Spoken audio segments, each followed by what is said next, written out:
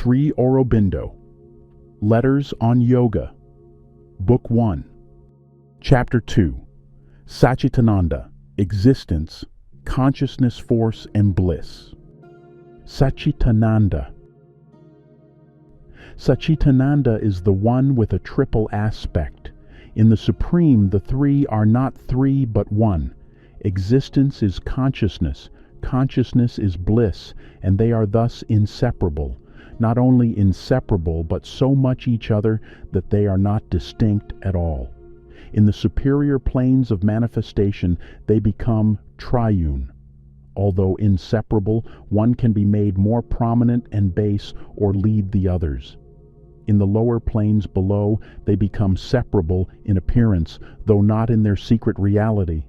And one can exist phenomenally without the others, so that we become aware of what seems to us an inconscient or a painful existence or a consciousness without Ananda. Indeed, without this separation of them in experience, pain and ignorance and falsehood and death and what we call inconscience could not have manifested themselves. There could not have been this evolution of a limited and suffering consciousness out of the universal nescience of matter.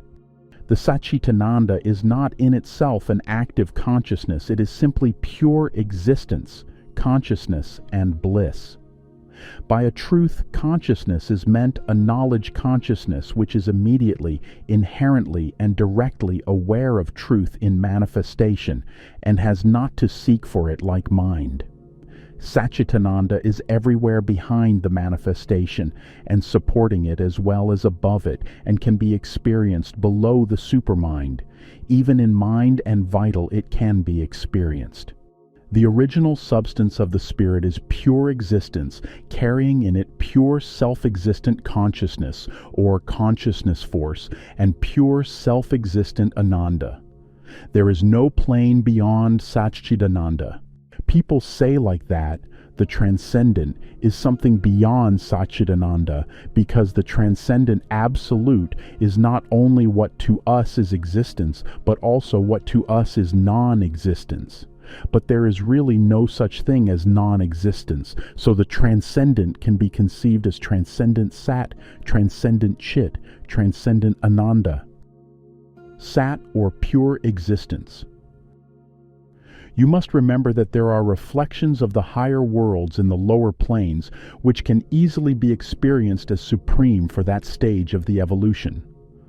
But the supreme Sachchidananda is not a world, it is supercosmic. The Sat, Satyaloka world is the highest of the scale connected with this universe. Substance and being are the same thing. In the creation they can be looked at as two aspects of the spirit. The pure existence is not something abstract but substantial and concrete. Moreover, it is descending into the body, so it is quite natural to feel it materially. Chit, or consciousness. You seem to want to reduce everything to a catalog and a scientific analysis. Nobody has ever been able to do that with the working of the consciousness. The elements of a condition of consciousness cannot be classified like the elements of matter. I had intended to give only a concise answer to your question about consciousness, but it began to develop itself at great length, and I could not as yet finish it. I send you for the moment a more summary reply. Consciousness is not, to my experience, a phenomenon dependent on the reactions of personality to the forces of nature, and amounting to no more than a seeing or interpretation of these reactions. If that were so, then when the personality B comes silent and immobile and gives no reactions, as there would be no seeing or interpretative action, there would therefore be no consciousness. That contradicts some of the fundamental experiences of yoga. For example, a silent and immobile consciousness, infinitely spread out, not dependent on the personality but impersonal and universal, not seeing and interpreting contacts, but motionlessly self-aware, not dependent on the reactions, but persistent in itself even when no reactions take place.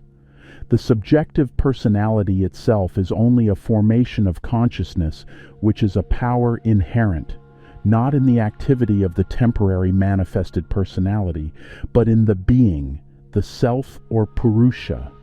Consciousness is a reality inherent in existence.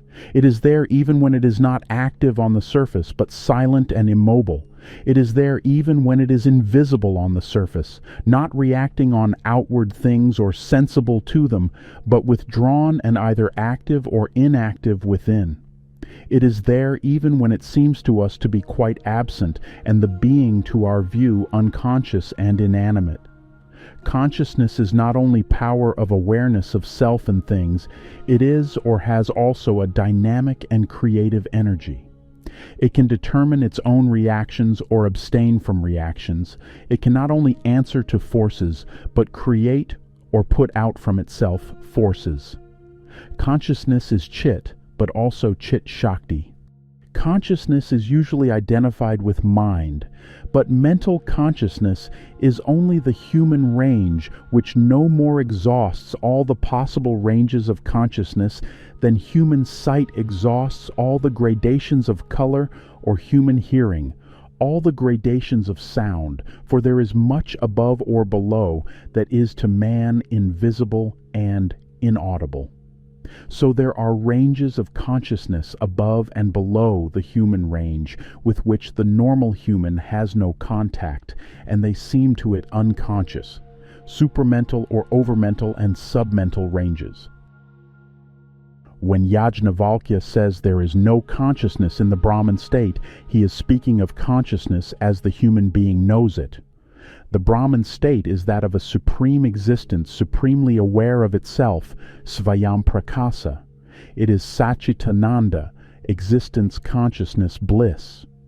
Even if it be spoken of as beyond that, Parat Param, it does not mean that it is a state of non-existence or non-consciousness, but beyond even the highest spiritual substratum, the foundation above, in the luminous paradox of the Rig Veda, of cosmic existence and consciousness. As it is evident from the description of Chinese Tao and the Buddhist Shunya that is a nothingness in which all is, so with the negation of consciousness here. Superconscient and subconscient are only relative terms. As we rise into the superconscient, we see that it is a consciousness greater than the highest we yet have, and therefore in our normal state inaccessible to us. And if we can go down into the subconscient, we find there a consciousness other than our own at its lowest mental limit and therefore ordinarily inaccessible to us. The inconscient itself is only an involved state of consciousness which, like the Tao or Shunya, though in a different way, contains all things suppressed within it, so that under a pressure from above or within all can evolve out of it, an inert soul with a somnambulist force. The gradations of consciousness are universal states not dependent on the outlook of the subjective personality. Rather, the outlook of the subjective personality is determined by the grade of consciousness in which it is organized according to its typal nature or its evolutionary stage. It will be evident that by consciousness is meant something which is essentially the same throughout but variable in status, condition, and operation, in which in some grades or conditions the activities we call consciousness can exist either in a suppressed or an unorganized or a differently organized state, while in other states some other activities may manifest which in us are suppressed, unorganized, or latent, or else are less perfectly manifested, less intensive, extended, and powerful than in those higher grades above our highest mental limit. If your definition is correct, consciousness cannot be a self-existent reality. It is a result, a phenomenon dependent on the reactions of something, you say a personality. But what is a personality apart from consciousness, to the universal forces of nature? We can take a purely external view and say that consciousness is the result of a mass of reactions to the impact of outward physical things on the brain and nerves of a physical being. In this case, consciousness is a sort of affective hallucination.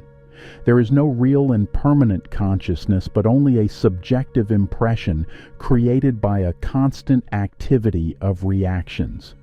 As a number of dancing fires may create a glow in the sky, so consciousness is created by these reactions and is suspended or disappears when they halt or cease. In your definition, you add a real subjective personality and supplement the reactions of physical outward things by reactions of inner things, or things from above or below. But still, the consciousness is only a seeing or interpretation of reactions. It is a result of them, a phenomenon. If there are no more reactions, consciousness ceases to exist. For what other basis has it or standing place than the impermanent reaction to forces? Unless it is something intrinsic and inherent in the subjective personality, but then it is not a result of the reactions or a seeing and interpretation of them, but rather the reactions are the result of a pre-existent consciousness, and the seeing or interpretation is merely an activity, perhaps only a very partial and surface activity, of the consciousness already and always inherent in the personality. Even if there were no impact of forces and no reactions, the consciousness would still be there, but static and inactive. But again, this activity of consciousness might not be limited to an interpretation or a passive reaction to forces. It might also, if it chose, be the creator or determinant of its reactions. As, for instance, to a blow on the body or the vital, it might refuse the natural reactions of pain or anger and remain still and immobile, or it might return an unusual reaction of love or pleasure. Also, this consciousness might not be only a recipient and seer of forces, but a creator or putter out of forces. It might be not only a knower, but an energy, a dynamis. In this view, your definition becomes totally inadequate. Farther, the word personality is misleading, for what we usually know as personality is itself only a formation of consciousness. Behind it, we are aware of a person or purusha who puts forward the mutable surface formation we call personality, and who may even have many personalities at a time or different personalities at different times. This purusha would be then a being, and consciousness would be not a result or an activity, but a constant reality, an intrinsic power of awareness and action inherent in the being. As the being is self-existent, so the consciousness self-existent in the being, the purusha.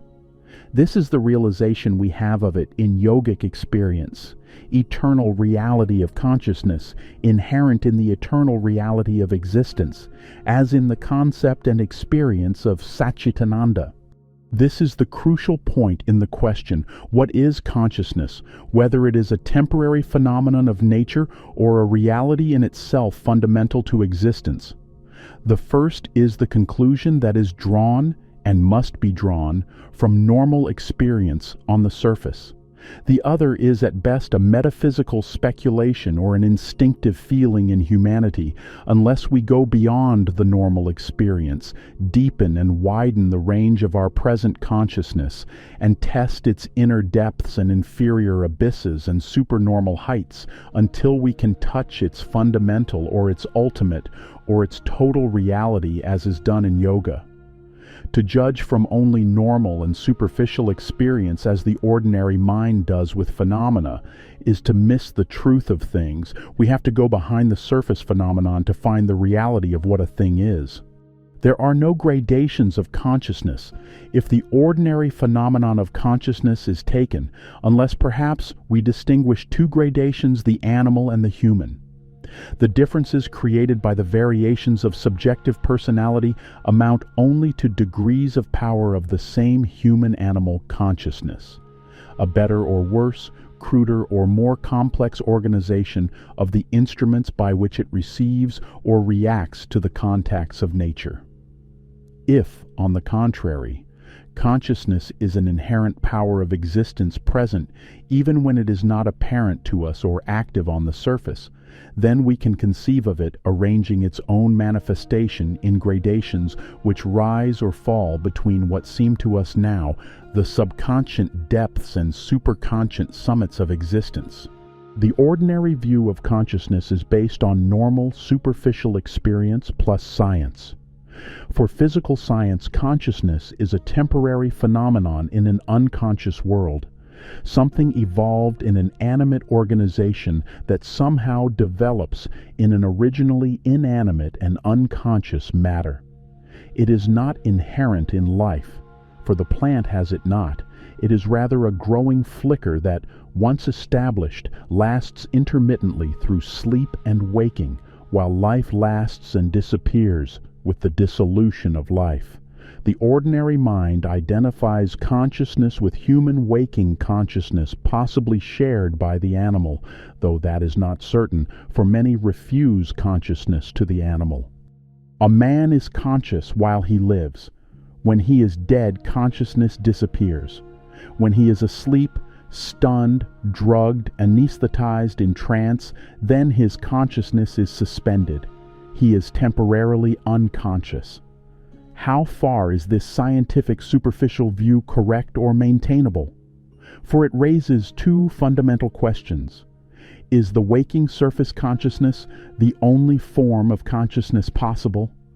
And again, is the consciousness synonymous with mind? Is all consciousness mental, or are other forms of it, supramental or submental, possible? Outer consciousness and inner consciousness. Consciousness is inherent in being, though it is here involved and concealed in things so that it has to emerge out of an apparent unconsciousness and organize itself in individual life. But this is only on the surface, which is all of which we are aware because we live on the surface of ourselves.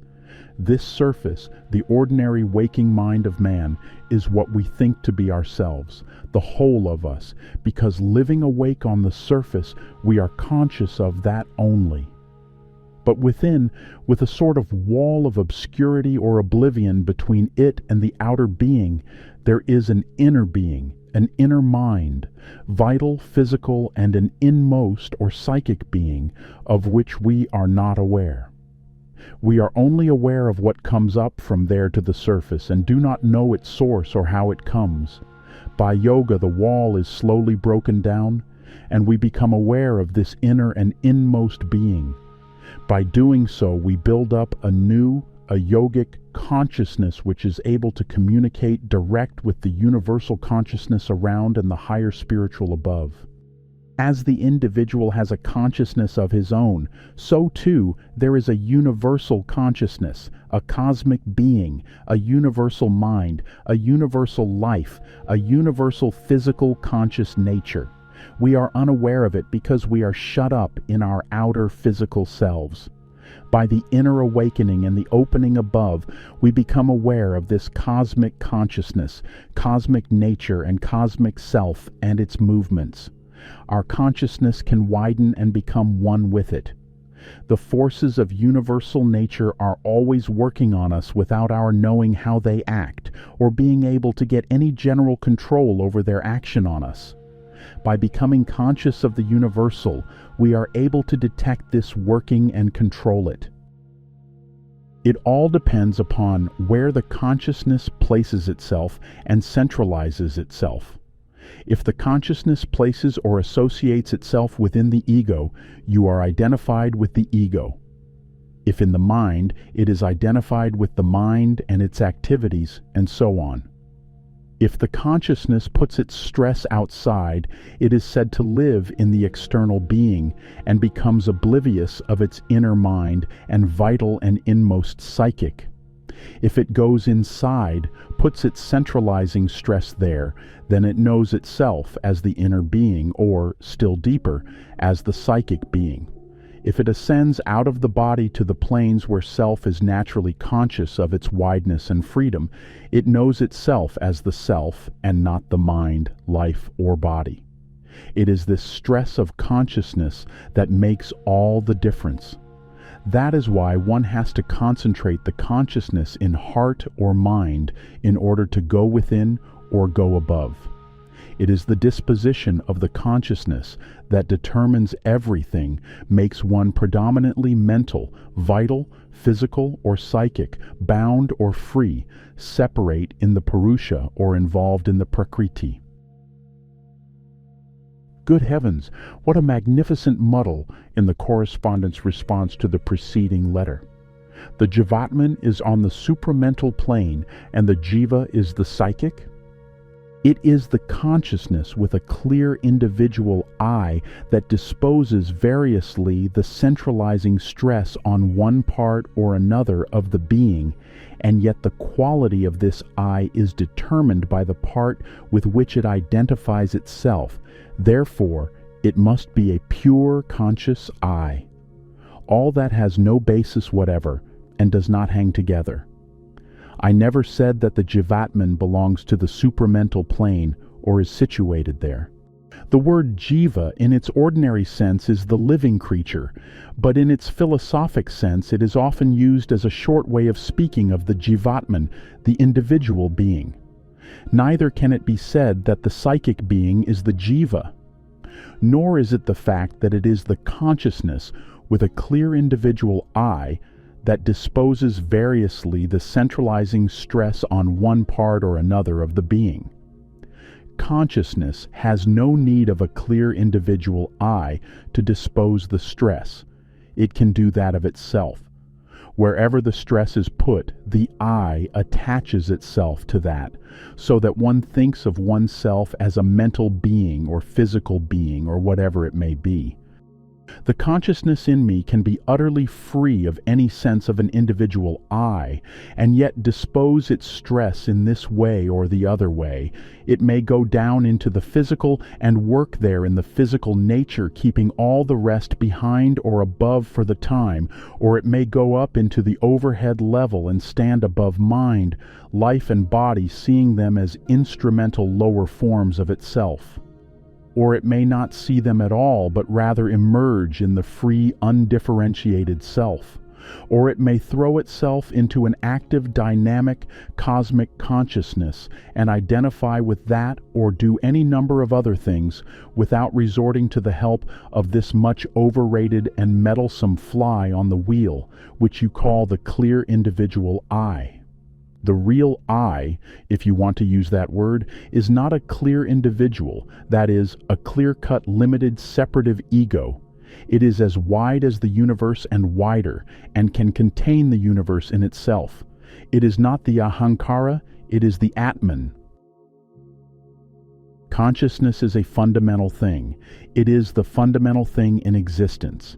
It is the energy, the action, the movement of consciousness that creates the universe and all that is in it.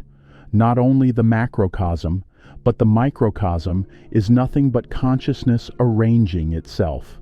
For instance, when consciousness in its movement, or rather a certain stress of movement, forgets itself in the action, it becomes an apparently unconscious energy.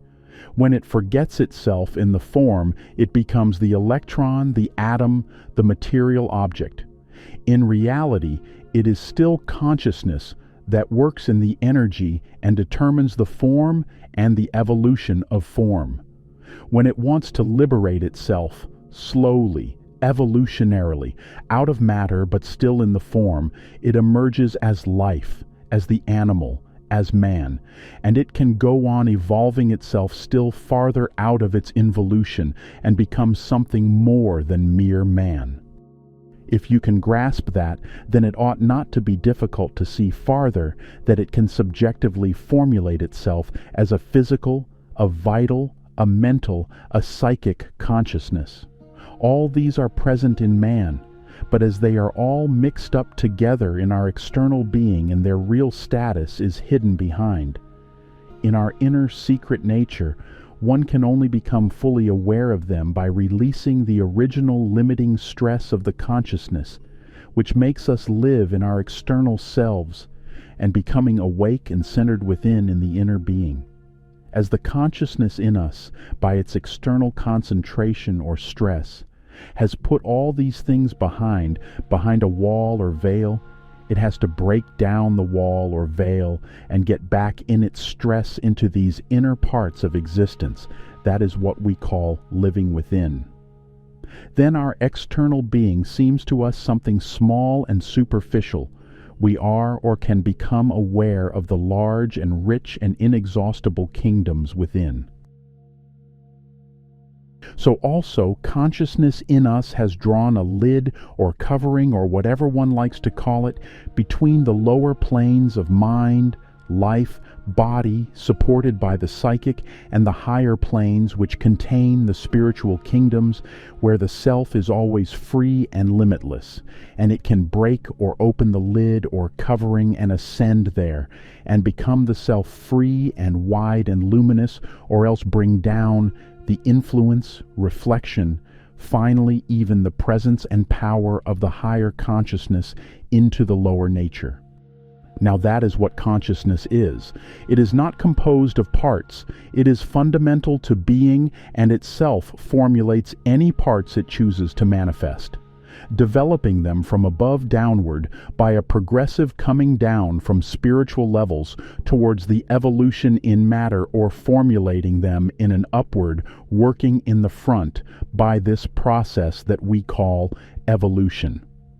If it chooses to work in you through the sense of ego, you think that it is the clear-cut individual I that does everything. If it begins to release itself from that limited working, then you too either begin to expand your sense of I till it bursts into infinity and no longer exists, or to shed it and flower into spiritual wideness. Of course, this is not what is spoken of in modern materialistic thought as consciousness, because that thought is governed by science. Science sees consciousness only as a phenomenon which emerges out of inconscient matter and consists of certain reactions of the system to outward things. But that is phenomenon of consciousness. It is not consciousness itself. It is even only a very small part of the possible phenomena of consciousness, and can give no clue to the true nature of consciousness, the spiritual reality which is of the very essence of existence. That is all at present. You will have to fix yourself in that, for it is fundamental before it can be useful to go any farther. Certainly, the mind and the inner being are consciousness. For human beings who have not got deeper into themselves, mind and consciousness are synonymous.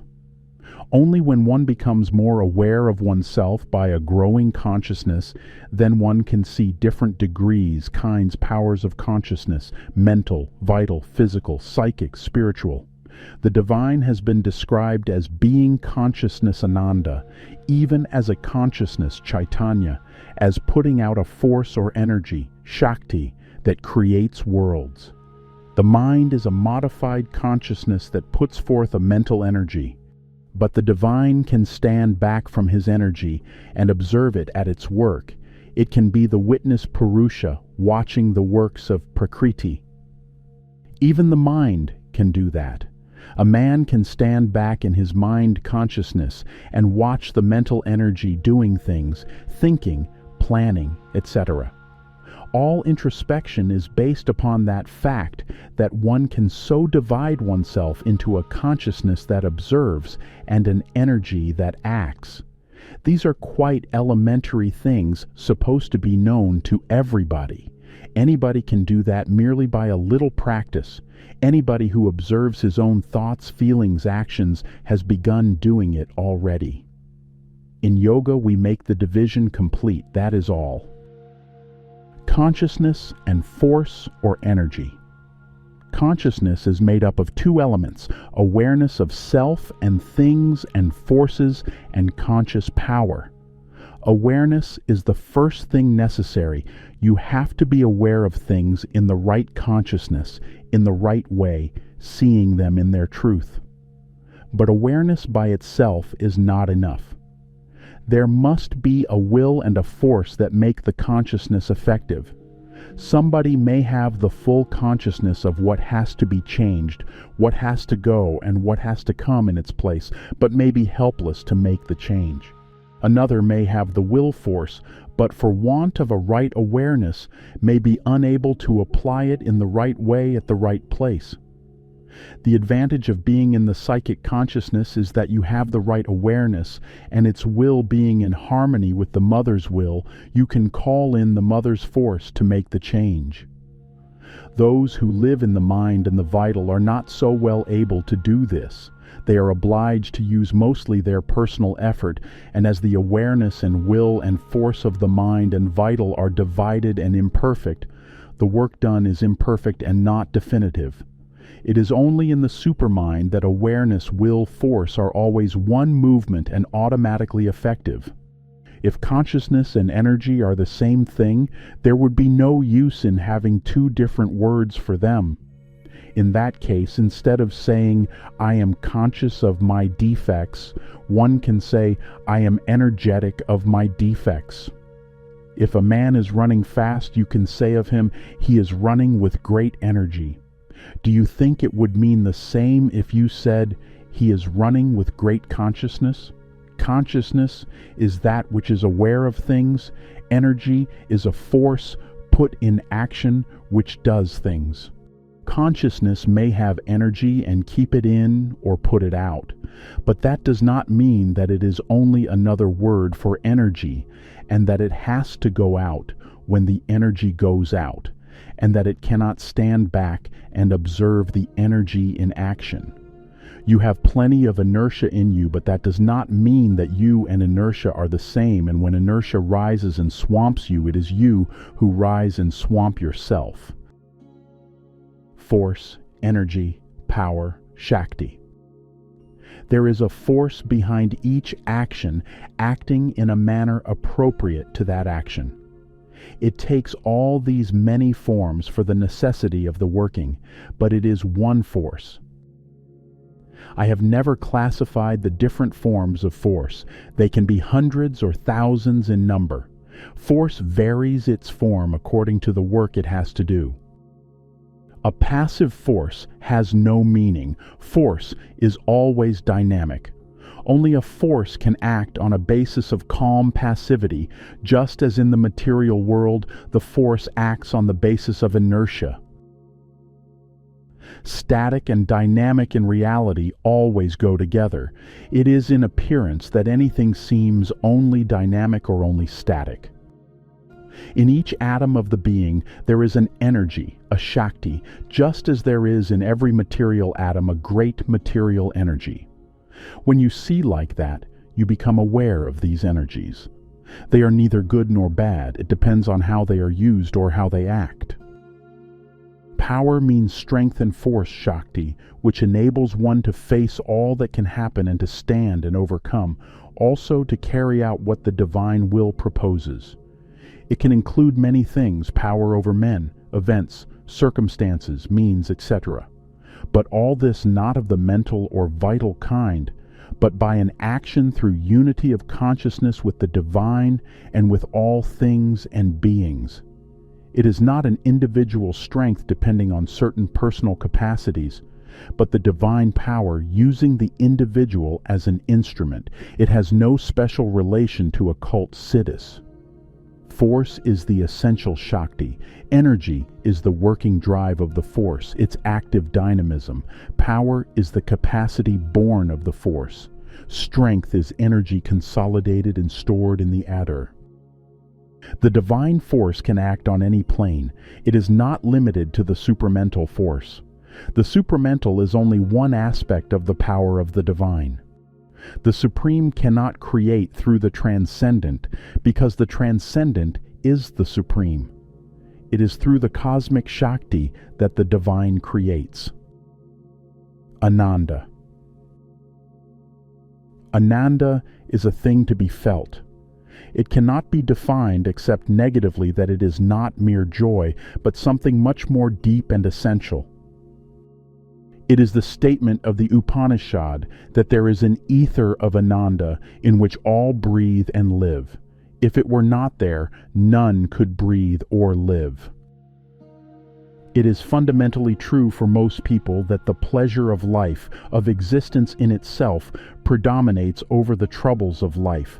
Otherwise, most people would want to die, whereas the fact is that everybody wants to live. And if you propose to them an easy means of eternal extinction, they would decline without thanks. That is what X is saying, and it is undeniable. It is also true that this comes from the Ananda of existence, which is behind everything, and is reflected in the instinctive pleasure of existence. Naturally, this instinctive essential pleasure is not the Ananda. It is only a pale and dim reflection of it in an inferior life consciousness, but it is enough for its purpose. I have said that myself somewhere, and I do not see anything absurd or excessive in the statement. Why should the joy of creation be unyogic? Every creator feels the joy of creation, including the divine creator.